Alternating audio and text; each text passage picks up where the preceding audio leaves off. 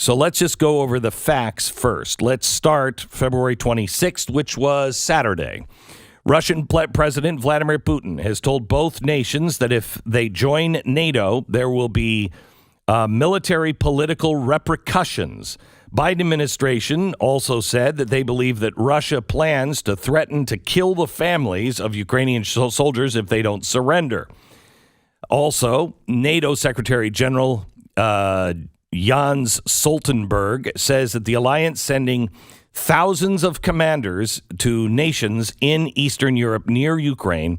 It'll be beefing up arms support and continuing to send weapons and air defenses to Ukraine and reinforcing defenses on allied territory of NATO. Russian state news has announced that Russia is deploying 12,000 Chechens to Ukraine. The Chechens are brutal killers, probably the most brutal on the earth. Saturday, Britain's Ministry of Defense put out new intelligence update on the Russian-Ukraine war. They say Russian forces have continued their advance on Kyiv with the bulk of their forces and are now 30 miles away from the city.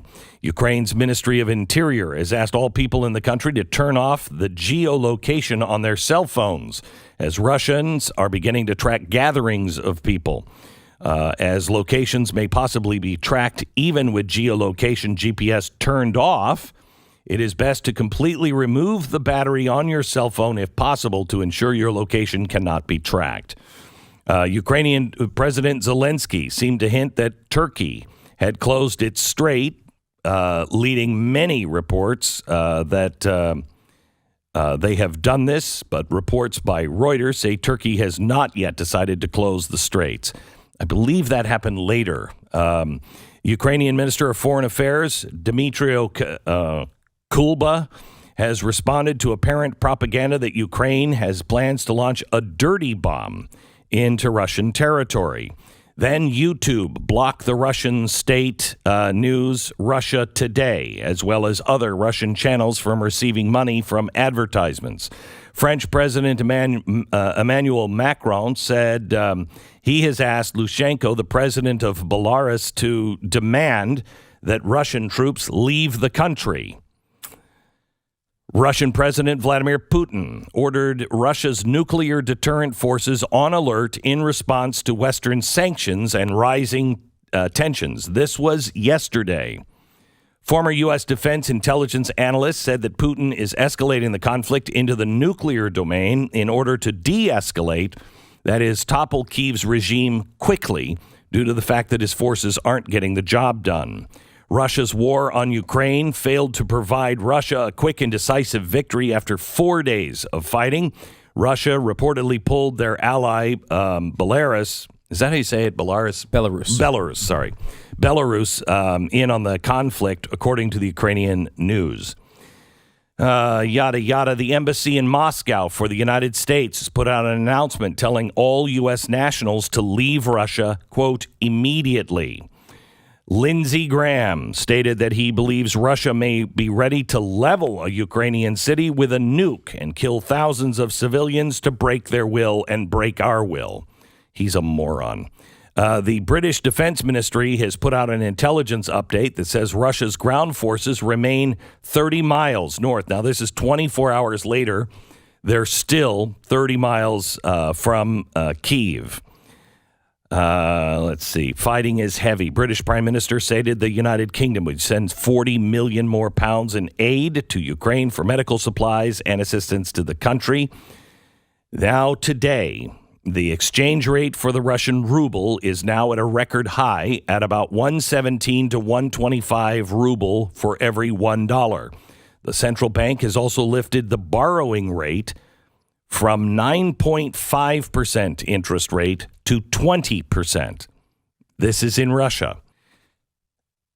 Now, something doesn't feel right. So, Europe decided to impose the SWIFT sanctions. Now, the SWIFT sanctions, a little piece was kind of left out by everybody last week that's kind of important. everyone, including me, was calling for the SWIFT sanction. Seems pretty easy. Cut off their banks. We're still not cutting off their oil supply. That should be done before anything else. We are still buying Russian oil and gas, and so is Europe. Even though that is true, gasoline is now $8 a gallon in London. $8 a gallon.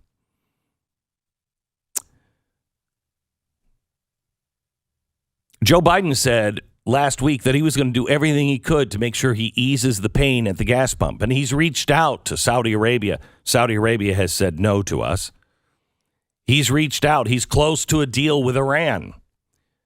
But he closed yet another avenue for oil here in the United States this weekend. Fact number one that doesn't make sense. If you have something and you are really, truly trying to help America and help the little guy with gas prices, the last thing you do is open up the strategic oil reserve. The first thing you do is open up all of the pathways to pump more oil and refine more gas. The last thing you do is buy oil from Iran and Russia if they are your enemy. If you think that it's worthy of DEFCON 2, then you should probably make sure, since we don't have solar panel jets yet, that you have the fuel in country to be able to fight a war. So fuel makes no sense. The next thing that doesn't make sense, the SWIFT sanctions. First, we didn't do them. And the first thing you do after you cut their oil, which we still haven't done, is cut their banking system, and you hurt them at the bank level. Now, that sounds great. However, I learned something new as soon as they did it. Then experts decide to say, oh, by the way, here's what happens when we do that. Shouldn't we have known that last week? Shouldn't some of these experts have been out last week and say, here's why we're not cutting SWIFT. Here's why we're not cutting them out of SWIFT. SWIFT, by the way, is the international banking system, so you can transfer large sums of money between banks, okay? You can't, as a country, do business if you can't communicate between banks. So they're out. So what does that mean? Well, Russia apparently has billions and billions and billions and billions of dollars in debt with banks all over the world. If they can't pay those loans, what happens? That hurts the banks on our side. So the banks have a shortage. The banks become unstable. After the Russian banks do, but the banks become unstable here. And I don't understand. I'm trying to, I've reached out to people who know these things. I still can't understand it yet, but I will, hopefully by tomorrow, and be able to explain it to you in a much better way. But they're also having to deal in U.S. dollars, and that's how they pay their loans, which makes a shortage of dollars for these banks in the West, which means the solution is for our Federal Reserve to print more U.S. dollars. And we're talking about trillions of dollars. Now, how does that help us at home? So our gas is going up and our dollar is being deflated even more. Okay, that doesn't really make sense. Here's another thing that doesn't make sense. Somebody help me out. I believe they're E4s. Look that up, Stu. I believe they're E4s, and they may be different now. But back in the 80s, we had E4s. And the first thing we would do when we would go into a country is we'd knock out its power and its communications. You don't want people being able to, the troops to be able to communicate with command. You knock out command and control communication, okay? You also knock out the electricity. It causes confusion and chaos. That way, no one has any information. The Russian internet, the Ukrainian internet is Russian companies. Now, why wouldn't these Russian companies be told by Vladimir Putin, please don't let anybody communicate and organize online? Don't let anyone start putting out propaganda of how well they're doing. For God's sake, shut the internet off before you get Zelenko looking like a world hero. Zelensky. Looking like a world hero. If I'm Putin, I'm probably throwing those people out of windows, I don't know, by Saturday. Why? Why didn't they go in with the jammers? Are the E4s the jammers? E4 it's a mobile command and control post. In a plane. Yes. Right? Okay, yeah. So they can jam everything and make sure our communications are up, I believe. Anyway, doesn't matter. What matters is we shut countries down when we go in. It's the first thing we do. Why didn't he do that? Why are we still seeing all of these stirring pictures? It doesn't work to his advantage. It only strengthens the Ukrainians and strengthens the world's resolve against Putin. Am I right? We were told there was going to be all the cyber attacks and all of these things leading up to it, which... He can shut that down immediately. Wasn't there something that Elon Musk and his satellites are providing some internet, but that's still... Yesterday, there was some problems with their internet, some problems with one of their internet providers, as I understand it. And so they needed some backup, so Elon Musk sent his technology over to them, which doesn't require internet. It's all on satellite. It's great technology, yada, yada, yada. And I'm glad he did it. But he should have been asked to do that on day one, not over the weekend. Again, more things that don't add up. And I don't know what they add up to, but something isn't right. A couple of other things that don't make sense to me. First of all, Zelenko was not known mainly to the world, not known to people like, my wife, who doesn't pay attention to all of this stuff. To the point that people keep calling him Zelenko on national radio. I know. Sorry. That's one of the craziest parts. Sorry. Zelensky. Sorry. There's just too many Russian down. names. Yeah, I know. There is a Ukrainian Zelenko. names. It's not Zelensky. Sorry. Sorry. So...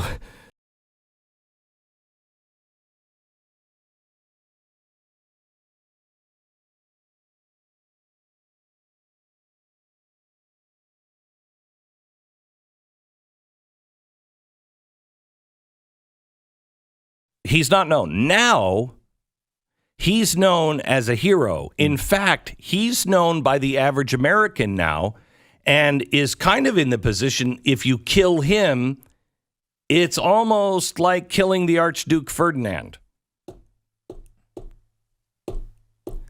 Remember what happened with the Archduke Ferdinand? Something else doesn't make sense. Why are all the anti-war left people all of a sudden so pro-war? Have you noticed that? All the people who won't defend our borders are demanding that we defend the borders of Ukraine. All the people who are against the Second Amendment are all saying, hey, look how great this is. They're handing guns to all of their citizens. All those who, said the truckers should all go to jail are now saying these anti-war people in Russia, they shouldn't be prosecuted. We should go help them. What's happened here? What exactly is happening? Canned foods. Every time you go to Costco, buy more than you need and don't touch it. Leave it. Canned food will be not only a blessing for your family and others, but it is also something that will have great value. if things really go to hell in a handbasket, you ain't seen nothing yet with the supply chain. So please, prepare your family for impact. Get food that is not just to feed your family, but it can be used to trade and will be worth money. All the way from cans of food to, nails. And I mean, look at what's happening with lumber. What are people going to need? Cigarettes, alcohol, whatever it is that society just takes for granted. Those things will be worth a lot. You think bullets are expensive now? Just wait.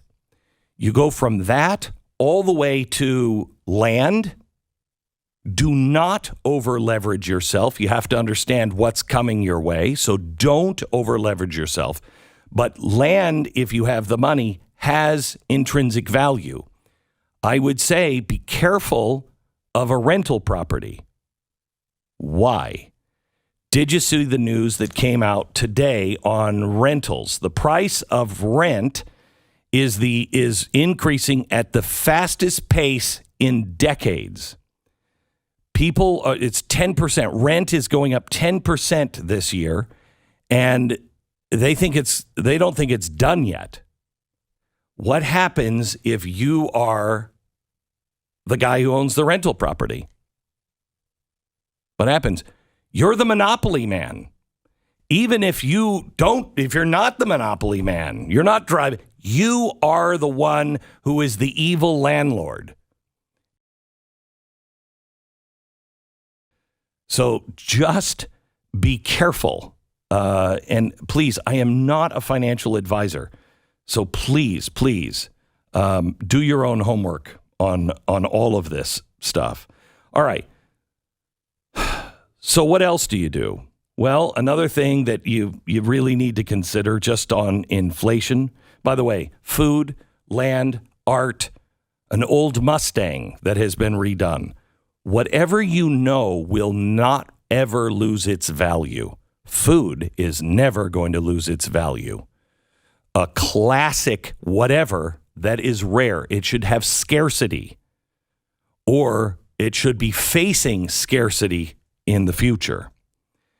The next thing you need to do is get your money out of these big banks and tell them why you're doing it. I refuse to do business with any financial institution that is using ESG. When you stop using ESG as a marker, then fine. But until then, put it in a credit union, a local credit union. Keep everything local. Speaking of that, if you haven't thought about your zoning committee yet, it is as important as your school board. I guarantee you, almost every town in America has the 2030 plan, the 30 by 30, which is part of the Great Reset. I can guarantee you it's in your town already. Run and win seats on the zoning committee. You've got to keep this out of your local town and your state. I have talked to several state legislatures in the last week. This is starting to pick up steam, but unfortunately, I think a lot of these states are missing it. Every red state should have, I think every state should have this, but every red state needs to have an anti-ESG bill that is tied directly to the finance markets. If the financial sector, they're the enforcer of this. If the financial sector starts enforcing ESG when it comes to making loans, et cetera, it will change everything. The energy community knows this. That's why they've already stepped to the plate, and they're already changing the law in West Virginia because of coal, in Texas because of oil, Oklahoma because of oil. But that's only the E. The social justice and governance are just as bad. Call your state and call your legislators and make sure that they are going to pass an anti-ESG bill with the S and the G, not just protecting the oil companies. Protect me too. Tell them that. I am not an oil company, but I'm going to get hit with social justice. Also, call your congressman. The Build Back Better bill, they are working so hard to get that passed. They have to have those final pieces. Nothing in that bill can pass. Nothing. And it's not about the price tag. It's about the pieces of the machine for the Great Reset. I hate saying this because this is so urgent. And I hate the fact that this is charging you money. But I have to. The Great Reset. Order the book now, please. Barnes & Noble is taking orders. Amazon won't take orders. Take orders now. There's a paper shortage. We've ordered a bazillion books, but I think this thing is going to sell out fast.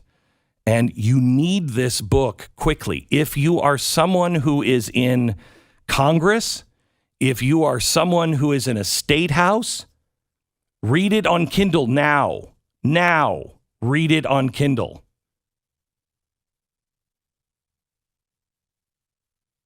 Let me let James Lindsay explain why this is happening. And it is truly terrifying that, progressives have always believed in this utopia, that they can have the experts run everything. And when they say that, and you're like, oh, well, maybe that's good. Have you seen what the experts have done? And you're not going to be able to speak out against it. They will silence you. So there's no going back once this starts.